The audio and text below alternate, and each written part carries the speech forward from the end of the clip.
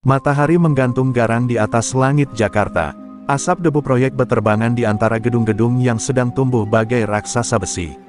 Di tengah hiruk-pikuk suara palu dan gergaji besi, tampak seorang pria berotot kekar, kulit legam terbakar matahari. Rama, kuli bangunan yang jarang bicara namun selalu menjadi tumpuan teman-temannya. Di tangan kasarnya, semen dan batu bata menuruti perintahnya seolah sudah mengenal kerasnya hidup bersamanya. Setiap hari, Rama datang paling pagi dan pulang paling akhir. Ia bekerja tanpa banyak bicara, hanya dengan senyum tipis yang jarang terlihat. Di sela teriknya siang, ia sering duduk di bawah pohon ketapang dekat pagar proyek, meneguk air putih dari botol plastik butut. Tak ada yang tahu, di balik ketenangannya tersimpan luka lama, masa lalu yang sengaja dikubur dalam-dalam.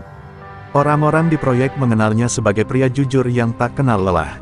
Beberapa mandor mencoba mengolok karena kesederhanaannya, tapi Rama hanya diam. Ia tidak marah, tidak tersinggung, hanya menatap lurus dengan tatapan tajam yang membuat orang lain menunduk sendiri.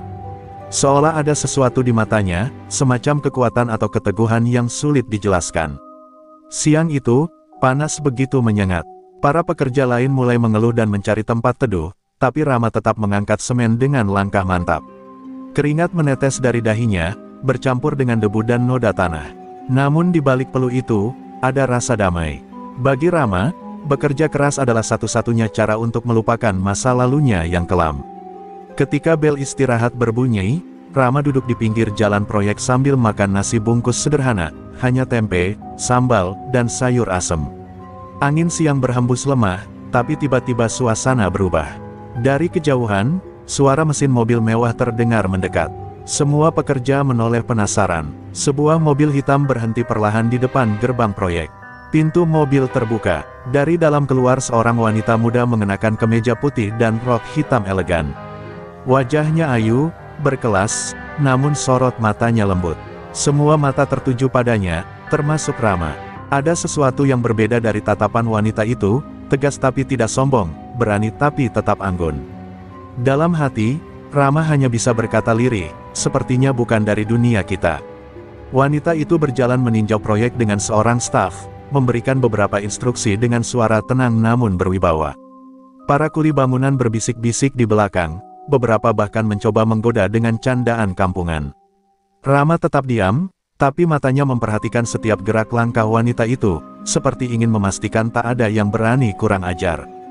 Dalam hati kecilnya, Rama merasa ada firasat aneh. Ia tak tahu kenapa, tapi naluri lamanya, yang sudah lama ia kubur sebagai pendekar, kembali berdenyut. Hawa panas siang itu seakan memberi tanda bahwa hari ini bukan hari biasa. Ia belum tahu, bahwa takdir baru akan segera mempertemukannya dengan ujian yang akan mengubah seluruh hidupnya. Suara hak sepatu wanita itu beradu dengan lantai beton proyek, terdengar jelas di antara deru mesin dan palu baja. Semua mata menatapnya, seolah waktu berhenti. Wanita muda itu adalah Naila Wijaya, CEO perusahaan properti besar yang sedang membangun proyek tersebut. Meski usianya baru 28 tahun, wibawanya membuat para staf pria dewasa pun menunduk hormat. Namun bagi para kuli bangunan, kehadirannya bagai cahaya di tengah kerasnya dunia kerja, indah, tapi terlalu jauh untuk digapai. Rama menatapnya dalam diam. Ada sesuatu yang mengusik hatinya, bukan karena kecantikannya, tapi karena pancaran tatapan mata Naila, sorot mata seorang yang terbiasa memimpin, namun tetap punya kelembutan yang jarang dimiliki. Ia mengingat seseorang dari masa lalunya, sosok perempuan yang juga pernah menatapnya dengan cara yang sama, sebelum semuanya hancur. Naila berjalan perlahan meninjau setiap sudut proyek. Sesekali ia bertanya kepada mandor, sesekali tersenyum kepada para pekerja. Tapi tak semua yang melihatnya punya niat baik. Di seberang jalan, beberapa preman pasar sedang duduk di warung kopi, memperhatikan gerak-geriknya dengan pandangan licik. Salah satu dari mereka, bertubuh besar dan bertato di leher, menyeringai sambil berkata, "Perempuan cantik jalan sendirian di sini. Gampang tuh buat disapa." Rama yang sedang duduk memperbaiki tali ember semen, menoleh sekilas. Ia sudah paham arah pembicaraan mereka. Hatinya mulai gelisah. Naluri lamanya berbisik, sesuatu yang buruk akan terjadi. Tapi ia mencoba menahan diri. Ia bukan siapa-siapa, hanya seorang kuli. Ia tak mau cari masalah. Namun pandangan matanya terus mengikuti langkah Naila yang kini mulai berjalan ke arah jalanan depan proyek, semakin dekat ke arah para preman itu. Salah satu preman berdiri, menepuk tangannya keras-keras, membuat Naila terkejut. Lebih besar dari, non, sini dong, panas-panas gini mending duduk bareng kita, biar nggak kepanasan. Ujarnya dengan nada menggoda, disambut tawa kotor teman-temannya. Naila menatap dengan wajah tegas. Tolong jaga sikap, saya di sini bekerja, bukan main-main. Jawaban itu membuat tawa para preman semakin keras. Salah satunya maju, mencoba menyentuh tangan Naila. Saat itu juga, dari jauh, suara ember jatuh menggema. Rama sudah berdiri, langkahnya berat, tapi mantap.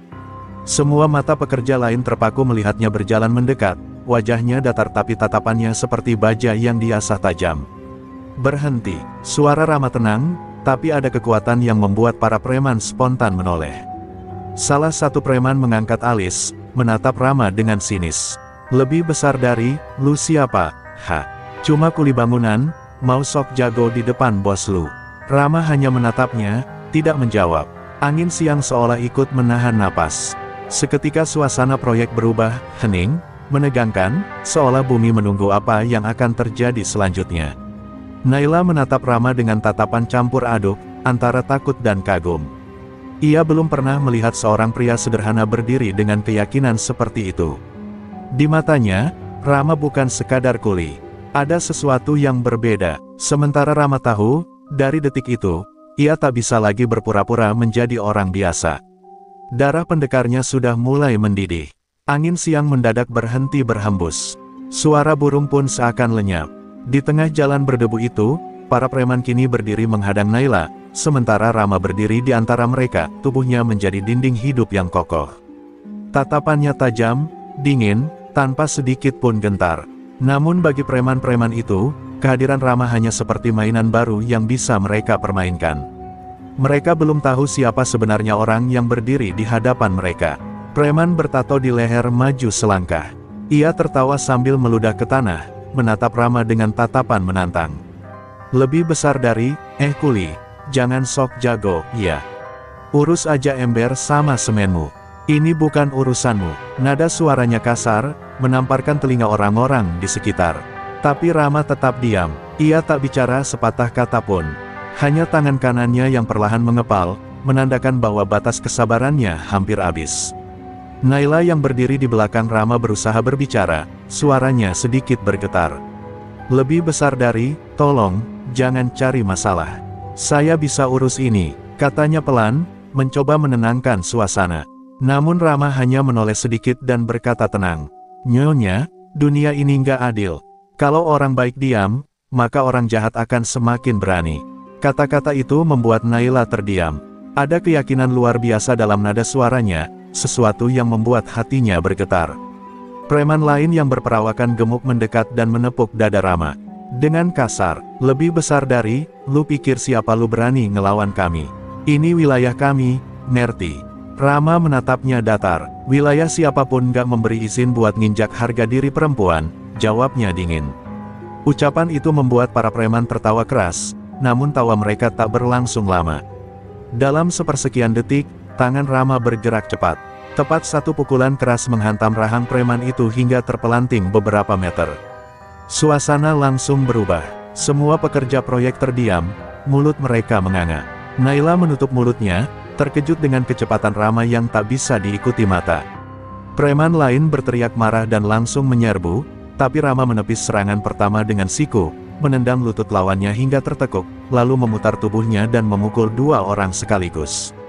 Gerakannya cepat, efisien, seperti orang yang sudah lama terlatih. Debu beterbangan, suara tubuh jatuh terdengar beruntun. Satu demi satu preman tumbang, wajah mereka berdarah, tubuh mereka tak berdaya. Rama berdiri di tengah lingkaran tubuh-tubuh yang bergelimpangan, napasnya tenang, mata tajamnya menatap ke arah terakhir, preman bertato yang kini pucat pasi. Pria itu mencoba kabur, tapi Rama menarik kerah bajunya dan berbisik lirih di telinganya. Lebih besar dari, ingat wajah ini. Kalau kau ganggu perempuan lagi, aku yang akan datang. Dengan satu dorongan keras, preman itu terjatuh dan berlari pontang-panting, diikuti teman-temannya yang tersisa. Para pekerja bersorak pelan, tapi Rama tak tersenyum. Ia hanya menunduk, menatap tangannya yang masih bergetar, bukan karena takut, tapi karena kenangan lama yang mulai terbuka kembali. Ia tahu jurus yang ia pakai tadi bukan jurus sembarangan. Itu adalah bagian dari silat Banyulangit, ilmu tua dari Banyuwangi yang seharusnya sudah ia tinggalkan. Naila menatap Rama dalam diam. Ia ingin mengucapkan terima kasih, tapi lidahnya keluh. Ia hanya bisa memandang pria sederhana itu yang kini kembali mengambil ember dan berjalan pelan ke arah proyek, seolah tak terjadi apa-apa. Namun dalam hatinya, Naila tahu, hari ini, ia telah melihat sosok lelaki yang berbeda dari siapapun yang pernah ia temui. Dan entah kenapa, bayangan itu sulit hilang dari pikirannya. Langit sore mulai memerah, menandakan hari hampir berakhir, tapi suasana proyek masih tegang setelah kejadian siang tadi. Para pekerja membicarakan Rama dengan kagum dan heran. Kuli dari mana dia itu? Tangan kayak baja, ujar salah satu dengan nada tak percaya. Namun Rama tak memedulikan pujian. Ia hanya bekerja seperti biasa, memikul semen dan memasang bata, seolah tak baru saja menghabisi sekelompok preman di depan banyak orang. Namun di dalam dirinya, hati Rama bergolak. Ia tahu, tindakannya siang tadi bukan tanpa risiko. Preman-preman pasar tidak akan tinggal diam. Balas dendam adalah bahasa mereka. Tapi bagi Rama, diam saat melihat ketidakadilan jauh lebih menyakitkan. Ia menatap langit, menghela napas panjang, lalu berbisik pada dirinya sendiri. Lebih besar dari, mungkin aku memang ditakdirkan untuk nggak bisa menutup mata. Senyum tipis muncul di wajahnya, pahit, tapi ikhlas. Di sisi lain, Naila duduk di dalam mobilnya, menatap kaca spion yang memantulkan bayangan Rama dari kejauhan. Ia masih memikirkan bagaimana pria itu, dengan wajah penuh debu dan keringat, bisa bergerak begitu cepat, begitu kuat. Di matanya, Rama bukan hanya seorang kuli. Ada aura disiplin dan ketenangan yang tak dimiliki orang biasa. Ia menatap tangannya sendiri yang masih sedikit gemetar, lalu berbisik pelan. Lebih besar dari, siapa sebenarnya kamu, Rama? Malamnya, Rama pulang ke kontrakannya di gang sempit belakang pasar. Ruangannya kecil, hanya cukup untuk kasur tipis dan kompor tua. Di dinding, tergantung kain hitam lusuh bertuliskan aksara Jawa kuno. Kain itu adalah peninggalan dari gurunya di Banyuwangi. Simbol perguruan silat Banyulangit. Rama duduk di depan kain itu, menatapnya lama. Lebih besar dari, aku janji gak akan pakai ilmu ini lagi, gumamnya lirih. Namun hari ini, ia melanggar janjinya sendiri. Dan itu membuat hatinya berat. Beberapa hari berlalu, kabar tentang kejadian itu menyebar ke seluruh pasar. Banyak orang memuji keberanian Rama, tapi juga memperingatkannya bahwa kelompok preman Gendon, sang pemimpin yang terkenal sadis, sedang mencarinya. Para pekerja mulai takut, tapi Rama tetap tenang. Ia bahkan masih sempat menolong tukang becak yang hampir jatuh, atau membagi nasinya dengan anak kecil di jalan. Bagi Rama, hidup bukan tentang takut pada ancaman, tapi tentang tetap jadi manusia, bahkan di tengah bahaya. Suatu sore, ketika proyek hampir selesai, Naila kembali datang. Kali ini tanpa pengawal, hanya membawa berkas proyek dan senyum lembut. Ia mendekati Rama yang sedang mengangkat batu bata. Lebih besar dari, Pak Rama, terima kasih waktu itu. Kalau bukan karena Bapak, saya nggak tahu apa yang akan terjadi. Rama hanya tersenyum singkat. Sudah tugas saya sebagai manusia, Bu. Bukan siapa-siapa, jawabnya pelan. Tapi Naila tahu, ada kerendahan hati yang tulus di sana. Sebelum Naila pergi, ia sempat menatap mata Rama. Dalam sekejap, ia merasakan sesuatu yang sulit dijelaskan, kehangatan yang jujur, dan rasa aman yang belum pernah ia rasakan bahkan di antara orang-orang kaya di sekelilingnya. Sementara Rama, untuk pertama kalinya setelah bertahun-tahun, merasakan debar aneh di dadanya. Sesuatu yang dulu pernah ia rasakan, tapi sudah lama ia kubur bersama masa lalunya. Malam itu, di bawah cahaya lampu jalan yang temaram, Rama berdiri di depan kontrakannya sambil menatap ke langit. Angin malam membawa aroma hujan. Ia menutup matanya sejenak dan berkata pelan, "Lebih besar dari, aku cuma kuli bangunan, tapi kenapa rasanya takdir mulai berubah?" Ia tak tahu, di kejauhan, mata-mata suruhan Gendon sedang mengawasinya. Dan sejak malam itu, hidupnya tak akan pernah sama lagi. Pagi itu, langit Jakarta mendung. Pasar tradisional di dekat proyek mulai ramai oleh para pedagang dan pembeli. Aroma sayur, tanah basah, dan asap gorengan bercampur menjadi satu. Rama baru saja membeli sarapan, nasi uduk bungkus daun pisang, ketika langkahnya terhenti. Dari kejauhan, terdengar suara ribut. Orang-orang berlarian, beberapa berteriak ketakutan. Nalurinya langsung menyadari sesuatu, masalah sedang datang. Ketika ia bergegas ke arah keramaian, Rama melihat 5 orang preman berdiri di tengah jalan, menghadang seorang wanita muda yang baru turun dari mobil. Wajahnya pucat, tapi matanya tetap tegas. Naila. Ternyata ia datang meninjau pasar, tanpa pengawalan, seperti biasanya. Tapi sialnya, nasib mempertemukannya lagi dengan para preman yang dulu Rama hajar. Kini mereka datang dengan dendam menyala. Pemimpin mereka, Gendon, pria besar bertato naga di lengan, melangkah maju dengan senyum miring. Lebih besar dari, non cantik. Masih berani datang ke sini ya?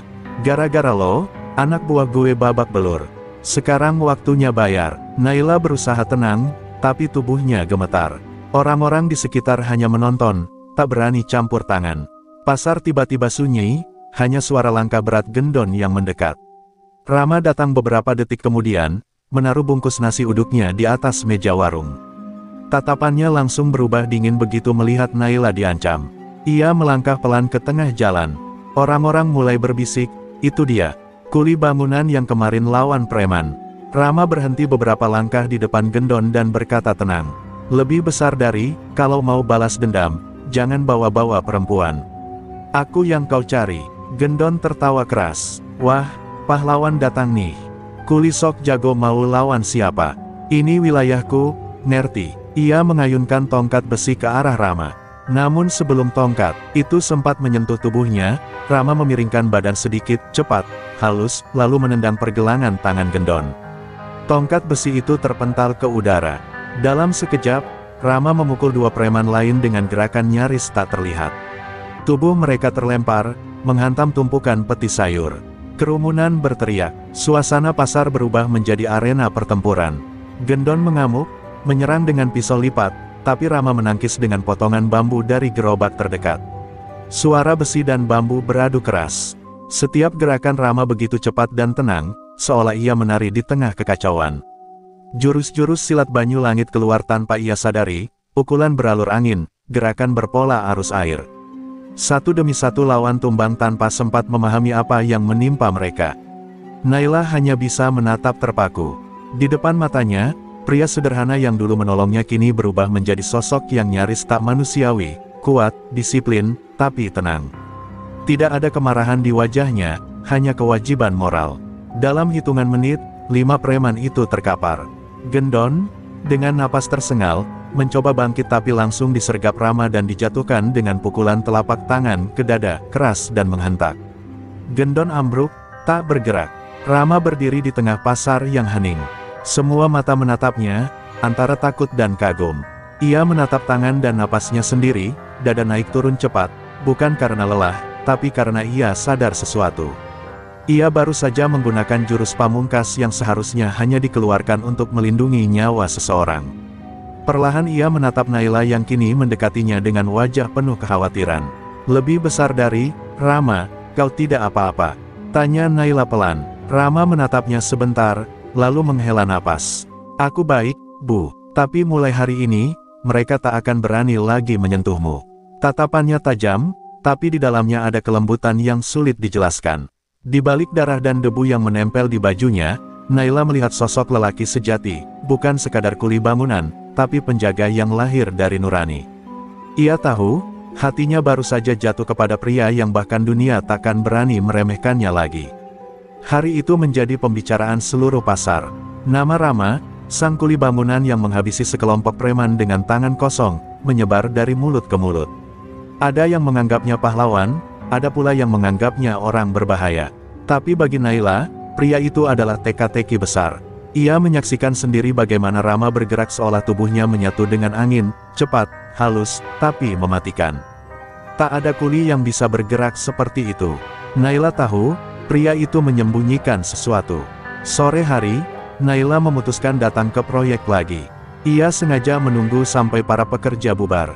Saat langit mulai jingga, ia melihat Rama masih di sana, duduk sendirian sambil membersihkan alat-alat bangunan. Naila mendekat perlahan. Lebih besar dari, kau tidak pulang, Rama. Rama menoleh pelan, tersenyum tipis. Belum, Bu. Masih banyak yang harus dibereskan. Suara itu tenang, tapi ada gurat lelah di matanya. Naila duduk di sampingnya tanpa berkata-kata, hanya memandangi lelaki itu yang begitu sederhana, tapi menyimpan ketenangan luar biasa. Setelah beberapa lama hening, Naila akhirnya berkata, "Lebih besar dari, aku tahu kau bukan orang biasa, Rama. Gerakanmu waktu di pasar, itu bukan sekadar refleks. Aku pernah melihat pelatih bela diri, tapi tak ada yang secepat itu." Rama terdiam, tangannya berhenti mengelap sekop. Ia memandangi tanah lama sekali, lalu perlahan berkata, "Dulu aku memang bukan kuli, Bu. Aku cuma orang yang ingin hidup tenang, jauh dari darah dan dendam." Nada suaranya berat, seperti menahan beban masa lalu yang sulit dilupakan. Naila menatapnya penuh penasaran. "Siapa kau sebenarnya?" tanyanya lembut. Rama tersenyum getir, lalu menatap langit yang mulai gelap. "Lebih besar dari, aku pernah jadi guru silat di Banyuwangi. Perguruanku bernama Banyu Langit, tapi semuanya berakhir, karena keserakahan dan dendam antar murid." Ia terdiam sebentar, matanya menerawang jauh. "Ada satu murid yang berkhianat. Ia membunuh saudara seperguruanku. Aku mencoba menghentikannya, tapi malah membuat banyak nyawa melayang. Sejak saat itu, aku tinggalkan dunia silat. Aku pergi, jadi kuli bangunan, berharap dosa masa lalu bisa hilang bersama keringatku."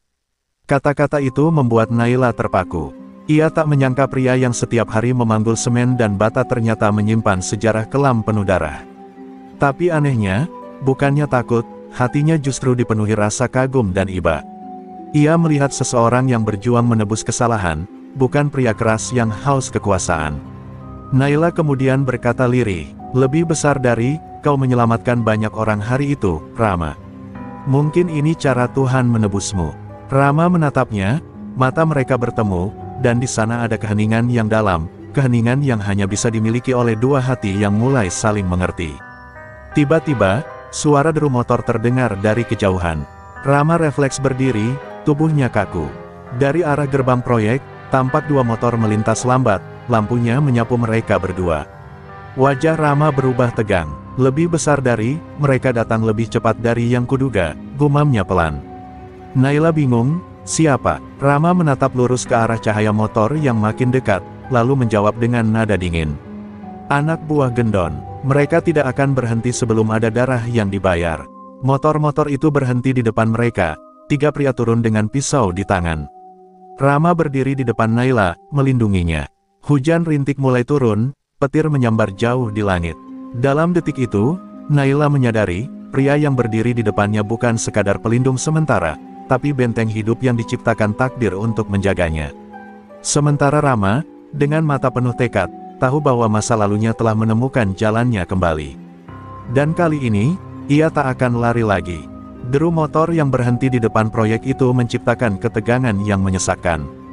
Hujan kini turun semakin deras, membasahi rambut Naila dan menetes di wajah Rama yang berdiri tegak di depannya. Tiga pria bertato menatap mereka dengan tatapan buas. "Kau yang habisin teman-teman kami di pasar, iya." Salah satu dari mereka berteriak lantang, suaranya tertelan rintik hujan. Rama tidak menjawab, ia hanya melangkah maju perlahan, melepas kaosnya yang basah, menatap ketiga preman itu dengan dingin. Tatapan yang membuat bulu kuduk berdiri. Salah satu preman melompat maju dengan pisau di tangan. Gerakannya cepat, tapi Rama lebih cepat. Dalam sekejap, tubuh preman itu terpelanting ke genangan air, pisau terlempar entah kemana. Dua preman lain langsung menyerbu bersamaan, namun Rama menangkis serangan mereka dengan gerakan yang begitu halus namun bertenaga. Dalam dua langkah dan satu putaran kaki, keduanya sudah terkapar. Naila menutup mulutnya, ngeri sekaligus takjub. Rama bukan manusia biasa. Ia adalah badai yang sedang menahan amarahnya agar tak menghancurkan segalanya. Hening sejenak, hanya suara hujan yang jatuh dan napas berat ketiga preman yang kini merintih kesakitan. Rama menatap mereka tanpa ampun. "Kembalilah ke Gendon," katanya tegas. "Katakan padanya, kalau dia masih kirim orang ke sini, aku sendiri yang akan menjemputnya." Nada suaranya begitu datar, tapi menyimpan ancaman maut. Ketiga preman itu tak berani menatapnya, hanya menyeret tubuh mereka dan kabur terbata-bata di bawah guyuran hujan. Naila masih terpaku di tempat. Tangannya gemetar, Tapi bukan karena takut, melainkan karena rasa kagum yang sulit dijelaskan. Ia mendekati Rama perlahan, menatapnya dalam. "Kenapa kau tak kabur saja, Rama? Mereka jelas akan balas dendam." Rama menghela napas panjang, menatap langit yang gelap. "Aku sudah terlalu lama berlari, Naila. Dulu aku pikir meninggalkan dunia silat bisa membuatku damai. Tapi ternyata, jika ada ketidakadilan di depan mata, aku tak bisa diam." Kata-kata itu membuat hati Naila bergetar. Di balik kesederhanaannya, pria itu punya jiwa yang besar, jiwa pelindung sejati. Naila menatap Rama lama sekali, lalu berkata lirih, "Kau mungkin kuli bagi orang lain, tapi bagiku, kau lelaki paling berharga yang pernah kutemui." Ucapan itu membuat Rama terdiam. Ia tak terbiasa dengan kelembutan seperti itu. Hatinya yang keras, yang lama membeku karena dosa masa lalu, mulai mencair perlahan. Malam itu, Naila menawarkan Rama untuk beristirahat di mobilnya agar tidak kehujanan. Mereka duduk berdampingan di kabin sempit, di antara aroma lumpur dan parfum mahal Naila yang samar. Suasana hening, hanya terdengar bunyi hujan di atap mobil. Naila melirik Rama, melihat luka kecil di pelipisnya. Tanpa berpikir panjang, ia mengambil tisu dan membersihkannya pelan. "Kau selalu melindungi orang lain, tapi siapa yang melindungimu?" tanyanya lembut. Rama menunduk, tak menjawab. Tapi di dalam dadanya, ada sesuatu yang hangat, sesuatu yang ia kira sudah mati sejak lama. Ketika hujan mulai reda, Rama menatap keluar jendela dan berkata lirih, "Aku berjanji, Naila, selama aku masih hidup, tak ada satupun yang akan menyentuhmu lagi." Suaranya berat, penuh keyakinan. Naila menatapnya dengan mata berkaca-kaca. Ia tahu, janji itu bukan sekadar kata-kata. Itu adalah sumpah seorang lelaki yang sudah kehilangan banyak hal dalam hidupnya, dan kini menemukan alasan baru untuk bertahan. Dan malam itu, di antara sisa hujan dan aroma tanah basah, sesuatu mulai tumbuh di antara mereka. Bukan sekadar rasa kagum, tapi sesuatu yang lebih dalam, cinta yang lahir dari keberanian, dari luka, dan dari dua jiwa yang saling menemukan di tengah badai kehidupan. Kabar tentang 3 preman yang dipermalukan oleh seorang kuli bangunan menyebar cepat ke telinga Gendon, pimpinan preman paling ditakuti di wilayah itu. Siang itu, di sebuah warung remang di pinggir pasar, Gendon membanting gelas hingga pecah. "Kuli bangunan," suaranya menggelegar. "Berani-beraninya dia menantang namaku." Tatapan matanya merah menyala, urat di lehernya menegang. Di sekelilingnya, anak buah yang jumlahnya puluhan hanya bisa diam. Semua tahu, kalau Gendon sudah marah seperti ini, biasanya akan ada darah yang tumpah. Gendon adalah sosok yang dulu pernah duduk di dunia kelam Banyuwangi juga, meski hanya di pinggiran. Ia mengenal beberapa perguruan silat dan tahu, dari cara anak buahnya bercerita, bahwa lawan kali ini bukan sekadar kuli biasa. "Orang itu bergerak cepat, Bang," kata salah satu anak buahnya dengan suara gemetar. "Kayak punya ilmu, kayak guru silat." Gendon mengernyit, lalu tertawa dingin. "Kalau benar dia guru silat, bagus.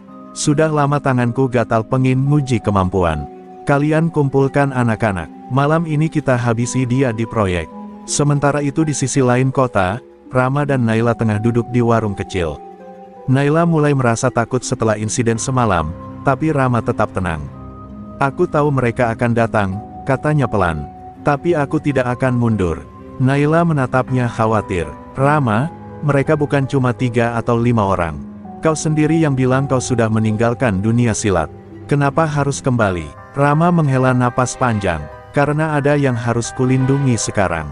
Bukan cuma diriku, tapi juga dirimu." Kata-kata itu membuat Naila terdiam. Ada ketegasan dalam suaranya, seperti suara baja yang ditempa oleh nasib. Malam itu turun dengan cepat. Di proyek yang kini sepi, hanya ada suara jangkrik dan deru angin. Rama sudah menunggu, berdiri di tengah area lapang, mengenakan baju hitam sederhana. Dari kejauhan, suara motor terdengar mendekat, bukan 1 atau 2, tapi banyak. Puluhan, lampu-lampu motor menerangi wajah-wajah bengis para preman yang turun membawa parang, rantai, dan besi panjang. Di tengah mereka, berdiri Gendon, tinggi besar dengan bekas luka panjang di wajahnya. "Jadi kau kuli sakti itu?" Gendon mengejek. Rama menatapnya datar. "Aku tidak sakti. Aku hanya tidak suka melihat orang lemah disakiti." Gendon tertawa terbahak-bahak. "Omongan kayak gitu udah sering gue dengar dari orang yang akhirnya gue kubur hidup-hidup. Ia melangkah maju, menepuk bahu anak buahnya. Kalau dia guru silat, kita lihat seberapa lama dia bisa berdiri. Sontak belasan preman menyerbu. Rama menghela napas dalam, lalu bergerak cepat, seperti bayangan yang tak tertangkap mata. Satu tendangan melayang, menghantam dada seorang preman hingga terlempar ke tumpukan batu.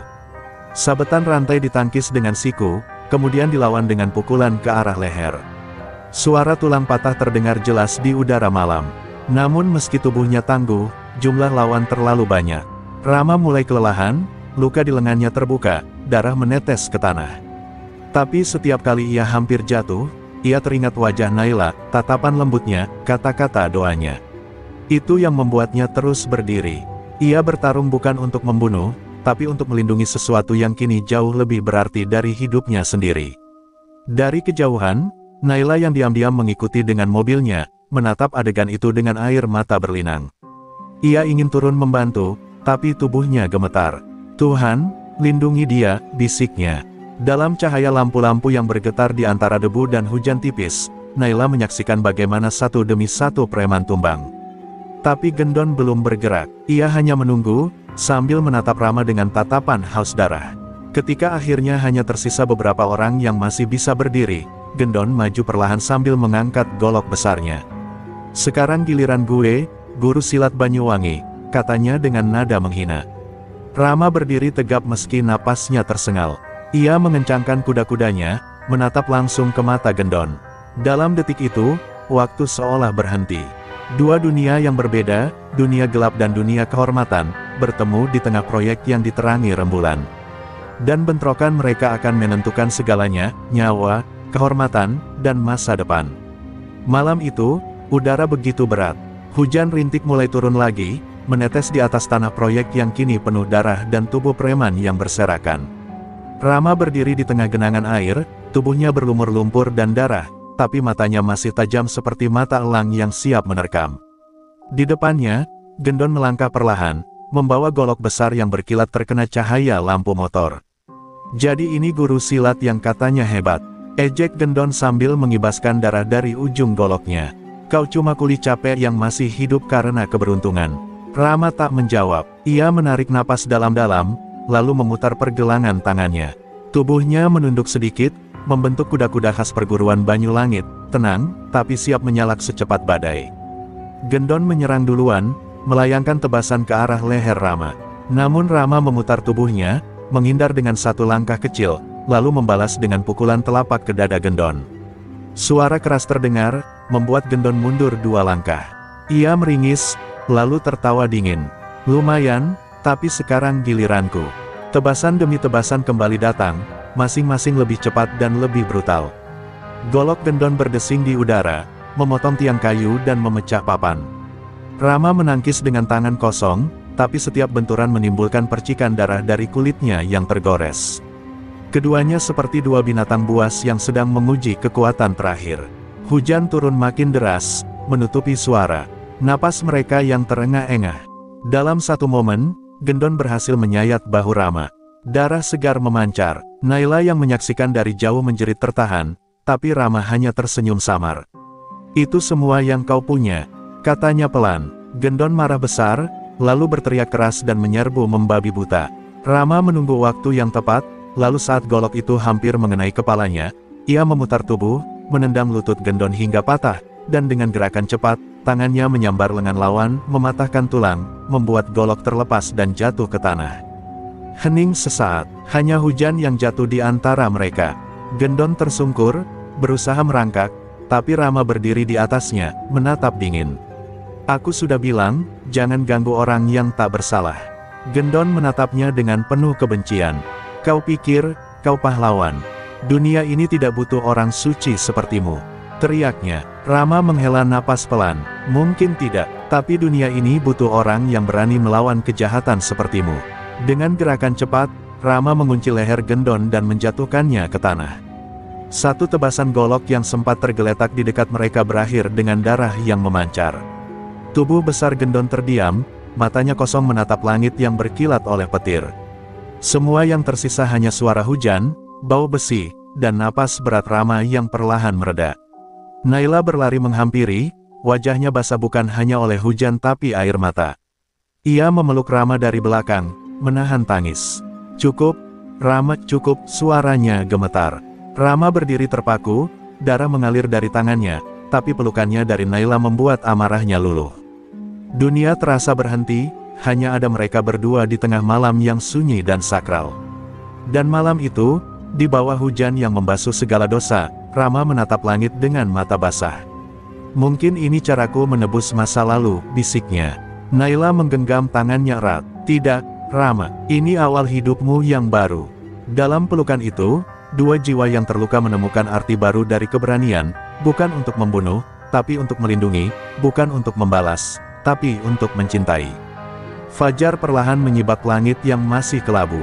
Sisa hujan semalam masih menetes dari atap proyek, sementara tanah becek bercampur darah sudah mulai kering.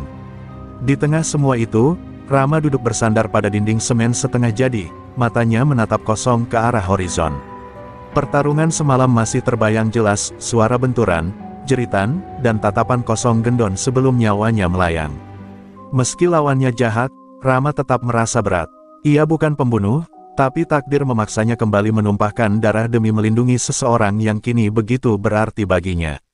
Naila berjalan mendekat dengan langkah pelan. Rambutnya masih basah, wajahnya pucat, namun senyum lembutnya menyiratkan ketenangan yang jarang terlihat. Ia membawa secangkir kopi hangat dan duduk di samping Rama. "Kau sudah lakukan hal yang benar," ucapnya lirih. Rama tak menoleh. "Benar dan salah itu abu-abu, Naila.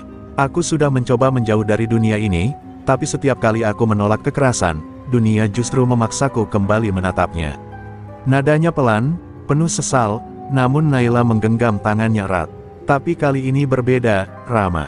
Kau bertarung bukan karena dendam, tapi karena cinta." Kata itu, cinta, membuat Rama terdiam lama.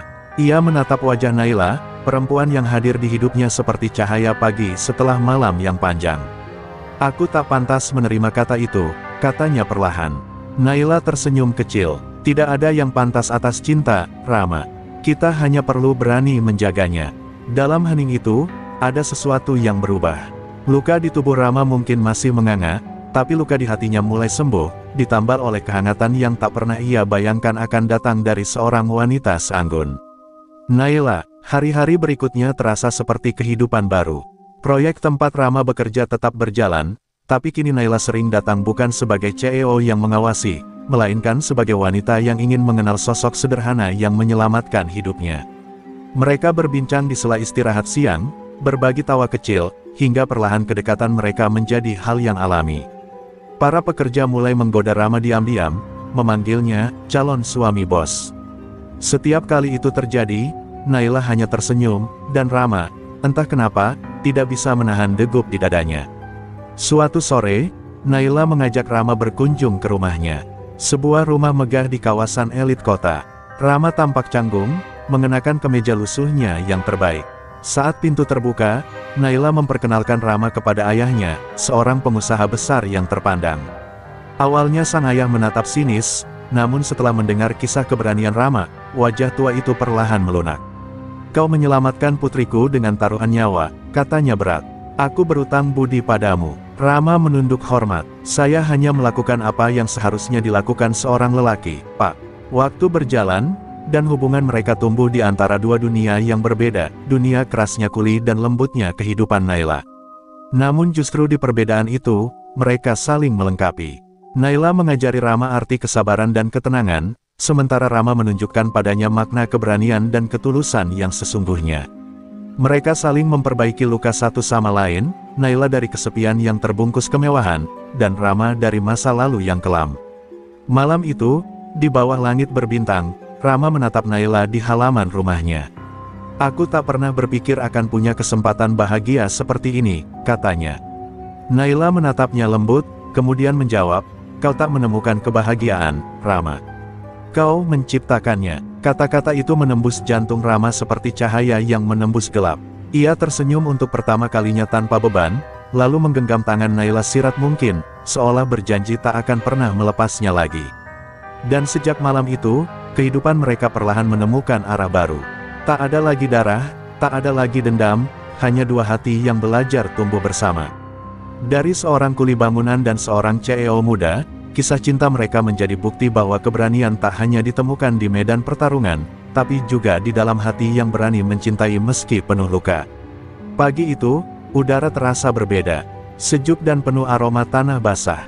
Naila menatap keluar jendela mobil sambil tersenyum kecil, pemandangan sawah luas dan kabut tipis menyambut kedatangannya di Banyuwangi, kampung halaman Rama. Perjalanan panjang dari kota membuatnya lelah, tapi ada rasa hangat yang tak bisa dijelaskan di hatinya. Rama duduk di sampingnya, mengenakan baju sederhana dan senyum yang jarang ia tunjukkan. "Sudah lama aku tak pulang," katanya lirih. "Terlalu banyak kenangan di sini, yang belum sempat aku damaikan." Naila menggenggam tangannya lembut. "Kita damaikan bersama, Rama." Mobil berhenti di depan rumah tua di pinggir desa. Rumah itu sederhana, dindingnya sudah mulai pudar, tapi di halaman masih berdiri papan kayu bertuliskan Perguruan Silat Banyulangit. Rama menatap papan itu lama, matanya bergetar. "Dulu tempat ini penuh tawa," katanya pelan. "Sekarang, hanya kenangan yang tersisa." Dari dalam, seorang pria tua keluar, rambutnya memutih tapi sorot matanya masih tajam. "Rama," suaranya bergetar. Rama menunduk hormat. "Guru." Mereka saling menatap lama, lalu sang guru, Ki Satmaja, memeluk muridnya itu dengan air mata. "Aku pikir kau sudah mati, Nak," katanya lirih. Rama menahan haru. "Aku sempat ingin menghilang, Guru. Tapi takdir membawaku kembali." Naila menyaksikan adegan itu dengan mata berkaca-kaca, ia sadar, di balik ketegasan dan keberanian Rama, ada hati yang lama menanggung rindu dan penyesalan. Ki Satmaja menatap Naila dan tersenyum hangat. "Perempuan ini yang membuatmu kembali?" "Iya." Rama tersenyum kecil. "Iya, Guru. Dia yang membuatku percaya bahwa masa lalu bisa diperbaiki." Siang itu, mereka makan bersama di serambi rumah. Ki Satmaja bercerita banyak tentang masa lalu Rama, bagaimana murid terbaiknya itu dulu dijuluki si bayangan angin, penguasa langkah tanpa suara. Tapi setelah tragedi berdarah yang menewaskan beberapa murid, Rama menghilang. Naila mendengarkan dengan hati yang campur aduk. Ia tak menyangka lelaki yang ia cintai pernah hidup dalam dunia seberbahaya itu. Namun yang membuatnya kagum adalah keberanian Rama untuk menebusnya, bukan dengan amarah, tapi dengan kerja keras dan ketulusan. Sore hari, Rama dan Naila berjalan menyusuri tepi sungai di belakang perguruan. Angin berhembus pelan, membawa aroma padi dan suara jangkrik. Di tempat itu, Rama berhenti, menatap air yang mengalir. "Dulu disinilah aku berjanji pada diriku sendiri untuk tak menyentuh dunia silat lagi," katanya. "Tapi nyatanya, dunia itu selalu menarikku kembali." Naila mendekat, menatapnya dalam. "Mungkin karena kau ditakdirkan bukan untuk lari, tapi untuk mengubah dunia itu dari dalam."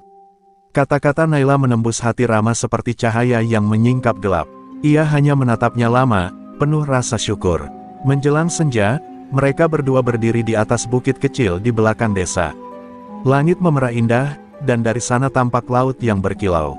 Rama menggenggam tangan Naila, lalu berkata pelan, "Aku ingin menghabiskan sisa hidupku bukan dengan bertarung, tapi dengan membangun. Aku ingin membangun perguruan ini lagi, tapi bukan untuk melatih kekerasan, untuk mengajarkan keberanian dan kasih sayang." Naila menatapnya terharu, lalu menjawab, "Dan aku akan mendukungmu, Rama. Bukan sebagai CEO tapi sebagai istrimu nanti." Rama tertegun, matanya membesar. "Naila," suaranya bergetar. Naila tersenyum dengan air mata yang jatuh di pipinya. "Aku mencintaimu, Rama. Bukan karena kau penyelamatku, tapi karena kau membuatku merasa hidup." Tanpa ragu, Rama menariknya dalam pelukan hangat.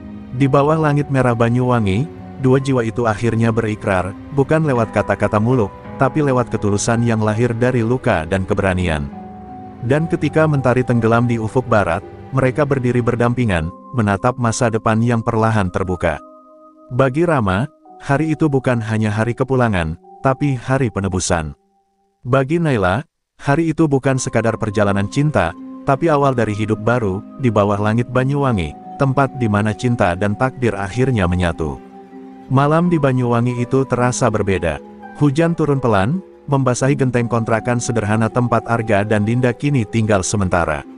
Setelah kejadian di pelabuhan, Arga menjadi buah bibir di kalangan warga, seorang kuli bangunan yang ternyata guru silat legendaris, menumpas para preman tanpa ampun. Tapi di balik keheningan malam itu, ada mata-mata gelap yang terus mengawasi, membawa dendam dari arwah preman yang sudah tumbang. Di sebuah gudang tua di pinggiran kota, belasan pria bertato berkumpul. Salah satunya, wajahnya penuh bekas luka, mengetuk meja dengan marah. "Kita nggak bisa diam, saudara-saudara kita tewas di tangan kuli sialan itu. Besok malam, kita balas," teriaknya dengan mata merah membara. Mereka bukan preman biasa, mereka sisa kelompok yang dulunya menguasai kawasan pelabuhan, dan kini bersumpah menuntut darah Arga. Sementara itu, Dinda merasa ada yang tak beres. Setiap malam, ia melihat bayangan orang di depan rumah. Arga yang duduk di beranda, meneguk kopi hitam, hanya tersenyum tipis. "Biarkan saja, Din. Orang-orang seperti mereka cuma berani mengintai dalam gelap. Kalau datang terang-terangan, mereka bakal menyesal." Nada suaranya tenang, tapi sorot matanya tajam seperti elang yang menunggu mangsa. Keesokan paginya, Arga mengajak Dinda ke tanah lapang belakang rumah untuk berlatih pernapasan dan bela diri dasar. "Bukan untuk bertarung," katanya, "tapi untuk melindungi diri kalau aku nggak di sampingmu." Dinda menatap Arga penuh kagum, hatinya bergetar tiap kali pria itu menuntunnya. Ia tahu, Arga bukan sekadar kuli atau guru silat, dia adalah tembok yang siap menahan badai apapun. Namun, ketenangan itu hanya bertahan sebentar. Malam berikutnya, suara deru motor memecah kesunyian. Puluhan orang bersenjata tajam mengepung rumah Arga. Lampu padam, jalanan sepi. Hujan kembali turun deras. Dari dalam rumah, Arga memeluk Dinda sebentar. "Kunci pintu dari dalam. Jangan keluar sampai aku panggil." Dinda menahan tangis, menatap punggung pria itu perlahan menghilang di bawah kilatan petir. Saat pintu terbuka, tubuh Arga diterpa cahaya petir, siluet seorang pendekar yang siap bertarung. "Kalian datang tanpa undangan, sekarang pulang tanpa nyawa," katanya datar. Dan begitu serangan pertama datang, tubuh Arga melesat secepat kilat. Suara benturan, jeritan, dan tebasan memenuhi udara malam. Hujan seolah ikut menggila, membasuh darah yang berceceran di tanah. Satu demi satu preman tumbang. Tapi pemimpinnya, lelaki penuh luka tadi, masih berdiri dengan sebilah parang besar. "Kau pikir bisa menyingkirkan kami semua, Arga?" teriaknya. Arga hanya menatap dingin. "Aku tidak berpikir, aku memastikan." Dalam satu gerakan petir, tebasan Arga memutus semua amarah di malam itu. Ketika semuanya usai, Arga berdiri di tengah hujan dengan napas teratur. Dinda berlari memeluknya, tubuhnya gemetar. "Kapan semua ini selesai, Mas?" bisiknya. Arga menatap langit gelap. "Mungkin belum sekarang, Din, tapi selama aku masih bernapas, nggak ada satupun yang bisa menyentuhmu." Suaranya berat, namun penuh keyakinan, sebuah janji suci seorang lelaki yang hidupnya telah berubah oleh cinta dan keberanian. Pagi itu, sinar matahari menembus sela dedaunan, tapi suasana di rumah Arga justru muram. Di halaman depan masih tersisa bekas darah yang belum sempat dibersihkan sepenuhnya. Dinda duduk di teras sambil menatap kosong, masih terbayang wajah-wajah para penyerang yang meregang nyawa semalam. Arga berdiri di tepi sumur, mengguyur kepalanya dengan air dingin. "Sudah selesai, Din. Mereka nggak akan datang lagi," ucapnya pelan, tapi suaranya mengandung beban yang dalam. Namun ketenangan itu ternyata semu. Berita tentang kuli bangunan yang menumpas puluhan preman bersenjata menyebar cepat di media sosial dan surat kabar lokal. Wartawan mulai berdatangan, dan warga pun ramai membicarakannya. Ada yang menganggap Arga pahlawan, tapi tak sedikit pula yang melihatnya sebagai ancaman. Polisi bahkan mulai melakukan penyelidikan atas kematian para preman itu. Dinda menggenggam tangan Arga dengan cemas. "Mas, kalau mereka cari kamu..." Arga tersenyum tipis. "Aku nggak salah, Din. Aku hanya membela diri dan melindungimu." Di tengah tekanan itu, keluarga Dinda akhirnya mengetahui semuanya. Ayahnya, seorang pengusaha kaya raya pemilik perusahaan besar di Surabaya, datang ke Banyuwangi bersama pengawal. Pria parubaya itu turun dari mobil mewahnya, menatap Arga dengan pandangan tajam. "Jadi ini pria yang kau bela, Dinda?" katanya dingin. Dinda mencoba menjelaskan, tapi sang ayah memotong, "Kau bisa punya siapapun, Nak. Tapi kau pilih kuli bangunan pembunuh preman." Arga berdiri tenang di hadapan pria itu, tubuhnya tegap dan sorot matanya jujur. "Saya tidak pernah meminta apapun dari putri Bapak. Tapi kalau Bapak ingin tahu siapa saya, tanyakan pada orang-orang tua di Banyuwangi. Mereka tahu siapa Arga, murid terakhir dari almarhum guru Surya, pewaris silat Nogotirta. Suara Arga bergetar penuh wibawa, membuat semua orang terdiam. Sang ayah sempat terkejut mendengar nama itu. Ia tahu legenda pendekar Banyuwangi yang dulu menyelamatkan banyak orang dari bandit desa. Guru Surya, gumamnya pelan. Jadi kau muridnya? Arga mengangguk. Saya tidak ingin masalah, Pak. Saya hanya ingin hidup tenang bersama Dinda. Malamnya, Dinda menangis di pelukan Arga. Aku takut kehilanganmu, Mas. Dunia ayahku keras. Dia bisa melakukan apa saja. Arga membelai rambutnya lembut. Jangan takut. Kalau nasib ingin memisahkan kita, aku akan menantangnya sendiri. Kalimat itu membuat hati Dinda luluh sepenuhnya. Ia sadar, cinta mereka tak lagi sekadar perasaan, melainkan perjuangan melawan takdir. Beberapa hari kemudian, polisi datang membawa surat panggilan untuk Arga. Warga sekitar berkerumun, wajah-wajah mereka cemas. Dinda memegangi tangan Arga erat-erat, tapi Arga hanya tersenyum tenang. Biar aku hadapi, Din. Semua harus jelas. Langkahnya mantap, tanpa rasa takut sedikit pun. Dalam hatinya, ia tahu badai yang sebenarnya baru akan dimulai. Namun di sisi lain, di balik semua itu, seseorang dari masa lalu Arga, mantan rekan seperguruan yang dulu berkhianat, mulai mendengar kabar tentang keberaniannya. Dan orang itu kini dalam perjalanan menuju Banyuwangi, membawa niat jahat yang lebih berbahaya dari para preman manapun.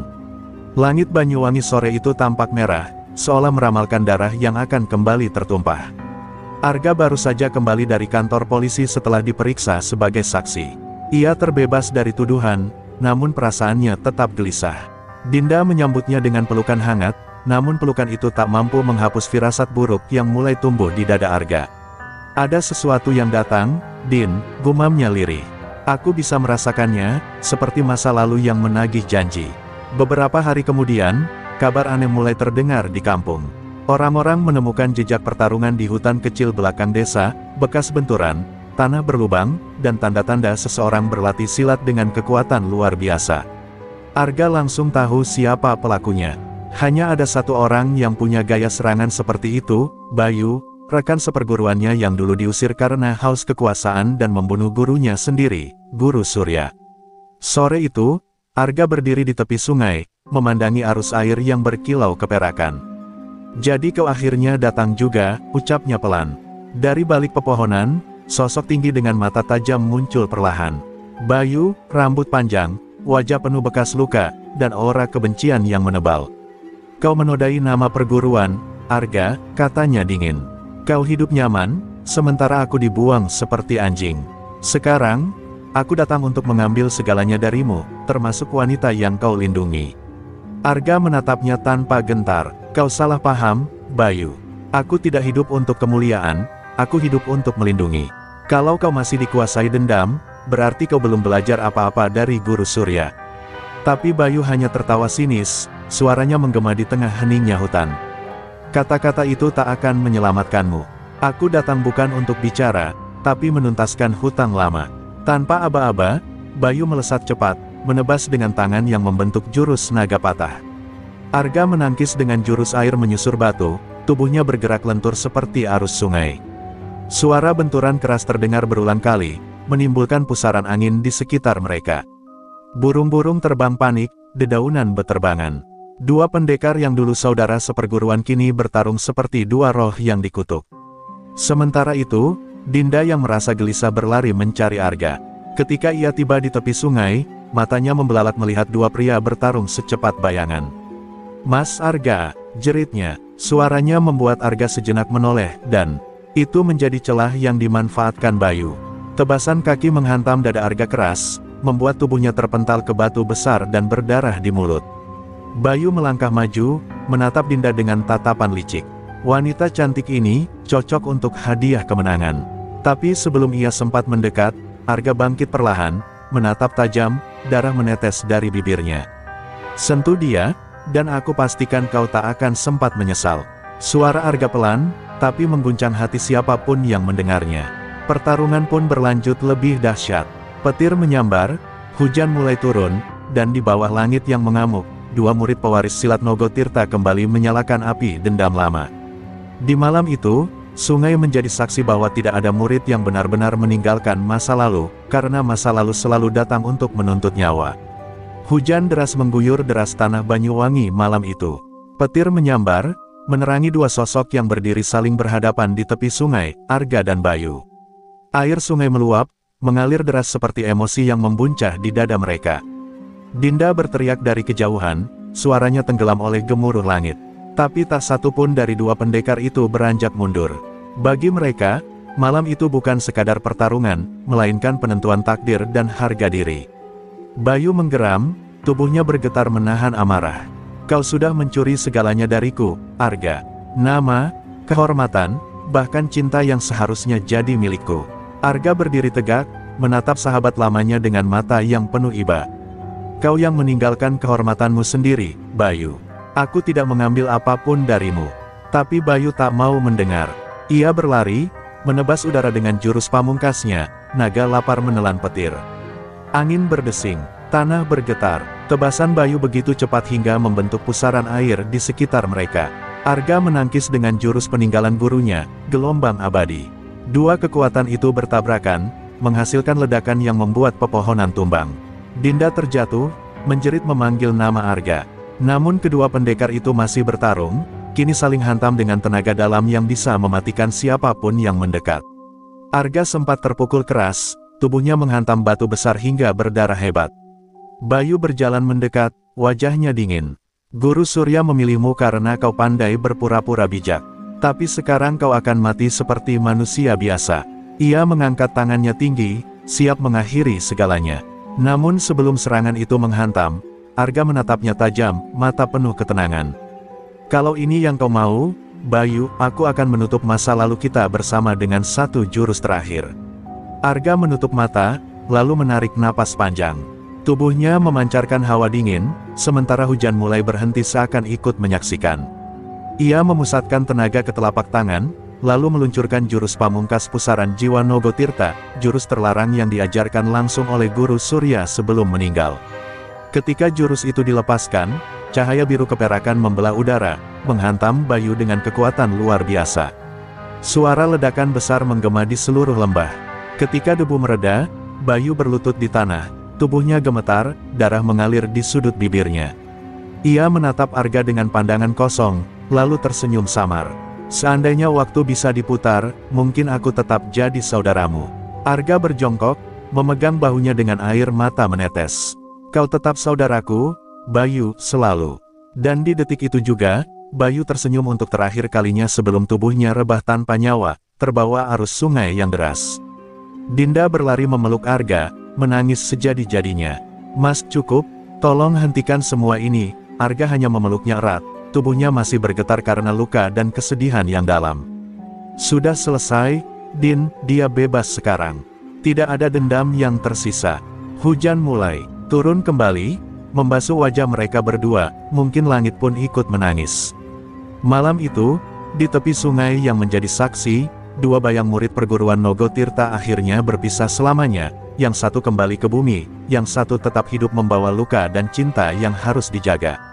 Namun Arga tahu, kedamaian belum sepenuhnya tiba. Karena setelah pertarungan itu, hidupnya akan berubah untuk selamanya. Beberapa bulan telah berlalu sejak pertarungan maut di tepi sungai itu. Hujan-hujan panjang telah pergi, meninggalkan langit Banyuwangi yang cerah dan udara yang terasa lebih ringan.